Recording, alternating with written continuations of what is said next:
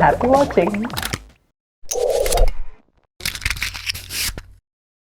Hey everyone, and welcome to ChetChat. And this is your host Chetna, and you're watching the largest online career and education talk show. And this is ChetChat's masterclass on the best 5 techniques to help you remember what you study and top tips to help you memorize and remember difficult content 100%. But before we get to the techniques, press that subscribe button and the bell icon next to it. And don't forget to give us a thumbs up if you like our work. Now, I like to call these 5 techniques my very sweet and sexy friends. And you know what? My favorite technique is the one that starts with F, but unfortunately it comes right at the end. So keep watching and stay tuned in for that special technique that comes right at the end. And technique number 1 with M is called the mind palace, the memory palace, or the method of loci. This is a technique used by Sherlock Holmes and by memory performers. And I'm going to give you the secret to that trick right now, right here in this video. First thing they do is to pick a route that they follow every day. This could be a route within their house or outside. And they memorize all the details.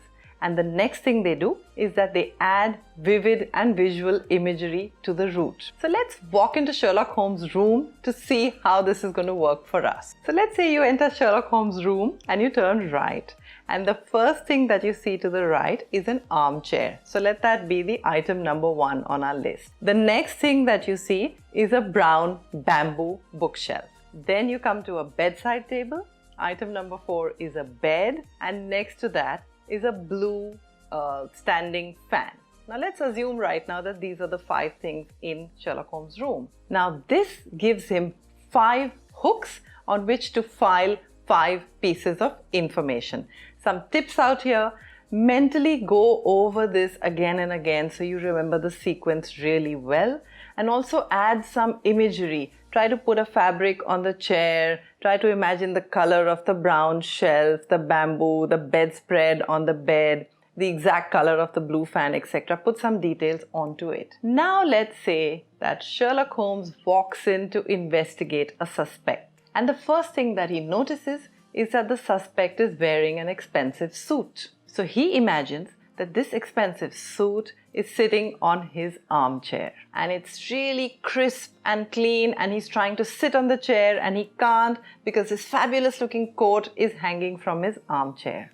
Now the second thing that he notices about the suspect is that he's a horse rider. Now the next imagery in his mind is that of the bamboo bookshelf, remember? So he imagines that there's this horse that's stamping all over the bookshelf and destroying it into a million pieces, and he sticks that imagery into his head. Now the third piece of information that comes to him is that the suspect went to a very rich public school. So he imagines this diary of the school with some carving on it, or a tie, or a very expensive tie pin, and he imagines that all of that is lying next to his bedside table. And he almost goes into details of trying to imagine the color of the book, the color of the tie and the tie pin, etc. You know where the drift is going. Now let's say he has to remember that there was a broken jug on the crime scene, and that corresponds to the blue standing fan. So he probably imagines that he's picking up the fan and spanking the jug on the ground really, really hard to the point where the jug breaks. Now when he has to recall all this information, all he has to go is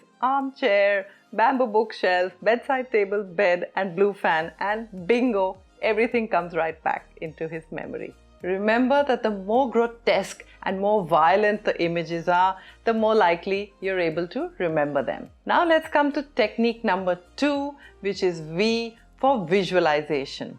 Make a story, make an entire movie in your mind. You know, some of the medical students come to me and say that there is a humongous amount of rote learning that they have to do, and no amount of mnemonics and flashcards seem to help them beyond a point. So there was a student who had to remember all the side effects of a drug called Tamoxifen. And what he did was he made up this story of this imaginary friend called Tammy, and he imagined, for example, if Tamoxifen leads to hair loss, he imagined Tammy was bald, and so on and so forth. Each one of the side effects, he imagined the poor little Tammy was having to deal with all of those. And that in the exam hall helped him remember one by one all of the side effects. Now let's use this technique to remember the first 10 elements of a periodic table. Now let's begin by imagining our periodic table to be this sheet of paper. Now I would like to humanize it and put some qualities and attitude into that piece of paper. So the first thing I do when I see it is I give it a big hi periodic table, and that's hydrogen, the first element. Now suddenly, as I'm talking to the periodic table, in comes this big yellow balloon, and the balloon is filled with helium, and my periodic table likes the balloon so much that it goes and wraps itself right around the balloon. Element number 2, helium. Now because the balloon is made of helium and helium is lighter than air, the balloon starts lifting and lifting up in the air. And it lifts so much that it goes right out of the window and starts lifting into the air. And that reminds me of lithium, element number 3. Now this little balloon, or rather this big balloon with the periodic table wrapped around it, goes outside my window and gets stuck in a berry bush. So beryllium. And it's entangled in this berry bush which has these nice big red berries and huge thorns coming out of it. Now in order to get that out and extricate my periodic table from that berry bush, I need to bore on into the bush. Bore on. And I bore and bore, and I take my periodic table and the balloon out of the bush. And they both look like they're in a bad shape. So I go to my car and I put them right into my car and I travel. And I've got carbon. Now it's night time. I'm really worrying at this point of time. I have to reach home, and the balloon and the periodic table are not looking healthy to me. So we've got nitrogen. And suddenly I hear that the balloon starts leaking air. It's gasping for air. It's almost dying. And I have to put this oxygen mask onto my balloon to rescue it from dying. And so, oxygen. And by the time I take this oxygen mask out from under the car seat or from inside the bag that's lying on the car, accidentally I squirt my toothpaste, and all that fluoride toothpaste goes all over my periodic table. So I remember fluorine. And finally there's a sigh of relief as I look outside the window and I see this huge neon sign which says hospital. And there you go, neon. So did you find that an interesting way to remember the periodic table? Try that for yourself. For this technique to work, think in pictures, imagine yourself to be a part of the story, and imagine some violence and all kinds of shock value. Add all of that into your story to help you remember it for longer. And technique number 3 is S for sensory association. Have you ever noticed that when you're eating something particular or you smell a specific perfume, you remember somebody or a particular incident? And oftentimes, you remember that in the greatest of detail. Now, if you want to use this ability to remember pieces of information, we need to add a sensory experience to our learning experience, which we will use to recall the material that we learned. Now, remember in a previous video, we spoke about 3 types of learners: auditory, visual, and kinesthetic. So if you're an auditory learner, one of the things that helps you is to listen to the same song on repeat as you are learning a particular content. And auditory learners tell me that when they go into an exam hall, just remembering the words and lyrics of the song will help them remember random pieces of the information that they might have otherwise forgotten. If you're a visual learner, try to remember the color of the book, the cover page of the book in which you found that information. Remember the page on which you found it. If there was a picture next to something that you were reading, try to recollect the picture, and if your book had colors, try to visualize the colors. And just remembering any of those items in the exam will help you remember that content better. And kinesthetic learners are somewhat like me, where I need to walk around or kick a football, and that's the way I remember my content better. Other forms of association could be to link this new material to material that you already know. For example, the character's name reminds you of your friend's name, or the war began on your mother's date of birth. For example, in caves, there are stalactites and stalagmites, and I would always get confused. And one of the things that helped me to remember stalactites was when I said, "Hold on tight." And therefore, I found out that stalactites were these icicles that hung from the top of the ceiling of the cave, so I could hold on to them tight. Technique number 4 is called S for spaced repetition. Now, this is very useful for remembering long lists. The Ebbinghaus forgetting curve states that the retention of information reduces dramatically after the first 24 hours. And in fact, the more boring the information, the less you're able to relate to it, and the more stressed out you are and less that you've slept, the more likely you are to forget. In fact, that reminds me, a lot of you come back to me and say, "Can we sleep for 3 hours or 4 hours?" Please don't, because it's terrible to aid in memory. But coming back to this, now how do we remember content if Ebbinghaus says that we're going to forget it after 24 hours? Now, if you want to commit this information from short-term memory into long-term memory, here's what you should do. Let's say you've learnt the content for the first time today. Revise it again after 20 or 30 minutes. The next revision should be after 2 or 3 days, and then after 2 or 3 weeks, and then after 2 or 3 months. Now, let's say you don't have 2 or 3 months, your exams are around the corner. Then here's what I suggest. Learn the information now, revise it after 15 to 20 minutes, and then a third time after 6 to 8 hours, and then a fourth time after 24 hours. And also, if you want to inculcate a skill and remember it for a lifetime, then practice it for 15 minutes every day. This way, you'll spend less time in actual study and have a much greater impact. And now, my 5th and final technique, F for Feynman technique. There is a well-known quote that says that if you can't explain something simply enough, you probably haven't understood it well enough.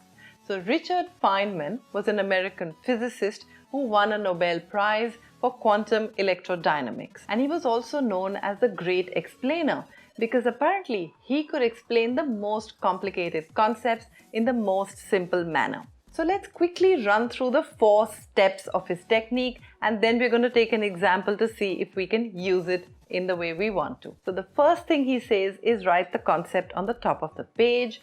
The second thing is to explain it to someone using examples and very simple terminology. The third step is to identify places where you were getting stuck and go back to the source material. And the fourth step is try to teach a child in language that a child understands and remove all the jargon and all the terminology and explain it in the simplest concept. And why does he say explain it to a child? Because the child will always ask you why, and you need to be prepared to answer that. Now, Elon Musk calls this thinking in first principles.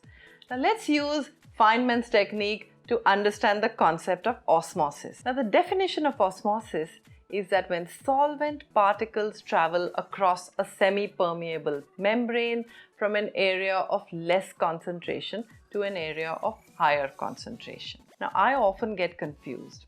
What is less concentration? Is it less solute or less solvent? What is this semi-permeable membrane or selectively permeable membrane? What does it allow and what does it not allow to go through it? So let's take an example. In my example, I imagine this imaginary ground on which we are playing a football field. And there's a net in the middle, and the net is the semi-permeable membrane. And there are water particles on both sides because this is the home ground for the water molecules.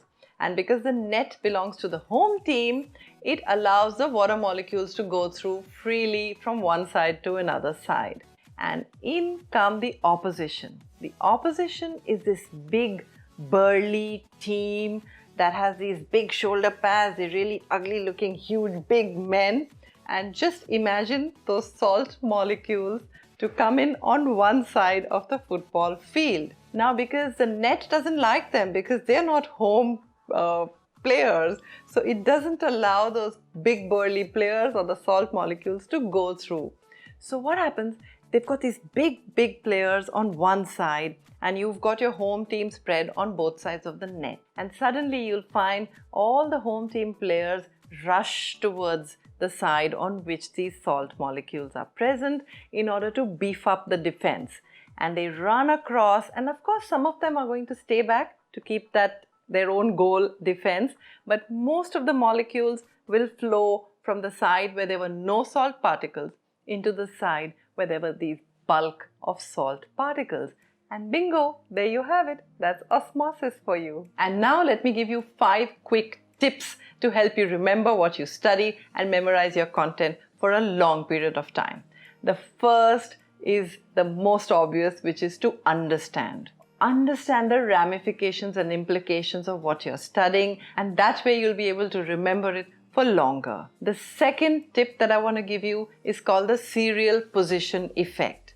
Now, when you learn a list of things, it has been scientifically found that the items on the beginning of the list and the end of the list are what we remember more clearly. So when you're arranging your list, keep this serial position effect in mind while arranging those points in serial order. So keep the most important points in the beginning, the second most important points in the end, and some of the points that even if you forgot, they wouldn't matter, put them in the middle of the list. The third top tip for us to know is called interference theory. Do you know that when you learn something, you can't really concentrate for more than 10 or 15 minutes. So learn for 10 or 15 minutes, take a small break of 10 minutes, do something completely different. Strum a guitar, go online, watch a ChetChat video, come back after 10 minutes and learn for another segment of 15 minutes. And it's very important for you not to do similar material in these intervening periods. Tip number 4 is to use mnemonics, flashcards, and a lot of visual imagery like mind maps, diagrams, flowcharts, etc. And you can go back to one of our previous videos to see how we can do all of that. And tip number 5 is to record your own voice. I know I've said that a few times in previous videos, but I love this tip. Record long answers or difficult material in your own voice onto your phone and listen to it over and over on repeat. Now, do you know any memorization technique that has worked effectively for you and I haven't covered it in this video? Put it down in the comment section under this video and we'd love to include it in our future videos. And thank you so much for watching right till the end. Press that subscribe button and the bell icon right next to it. And don't forget to give us a thumbs up if you like our work. And happy watching!